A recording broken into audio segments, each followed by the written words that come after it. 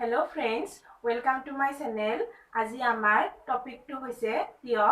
যদি আপুনি মোৰ চেনেললৈ প্ৰথমবাৰ আহিছে তেনেহলে প্লিজ চেনেলটো সাবস্ক্ৰাইব কৰিব আৰু ভিডিওটো শেষলৈকে চাব। তিয়হ সালাড হিচাপে সমগ্ৰ বিশ্বতে মহত্ব আছে আৰু তিয়হক ফলাহাৰ হিচাপেও উপবাসত গ্ৰহণ কৰা হয়। তিয়হৰ বিভিন্ন ধৰণৰ মিঠাই বনোৱা হয়।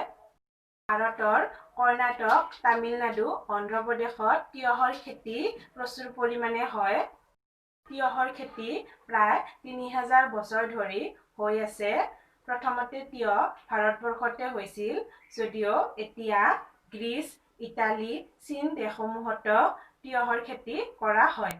তিয়হত 95% পানী পোৱা যায়। ই শৰীৰটো হাইড্ৰেট কৰি ৰখাত সহায় কৰে আৰু ই ড্ৰাই স্কিনৰ বাবে যথেষ্ট লাভদায়ক হয়।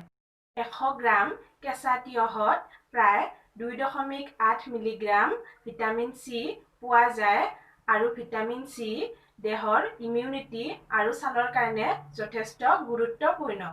তিয়হত এনজাইম পোৱা যায় য'ত এন্টি এজিং গুণ থাকে, ফলত চকুত তিয়হ লগালে ই চকুৰ ফাইন লাইন নোহোৱা কৰাত সহায় কৰে।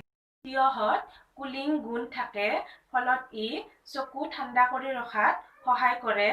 তিয়হত ভিটামিন চি পোৱা যায়। ভিটামিন চি মুখৰ দাগ নোহোৱা কৰাত সহায় কৰে। তিয়হৰ ৰসৰ লগত যদি আপুনি এল'ভেৰা জেল মিহলাই মুখত লগায় তেনেহলে ছানবাৰ্ণৰ পৰা ৰক্ষা পৰিব পাৰে। আজিলৈকে এইখিনিয়ে। যদি আপুনি মোৰ ভিডিওটো চাই ভাল পাইছে তেনেহলে প্লিজ চেনেলটো সাবস্ক্ৰাইব কৰিব আৰু লাইক, শ্বেয়াৰ আৰু কমেন্ট কৰিব। ধন্যবাদ।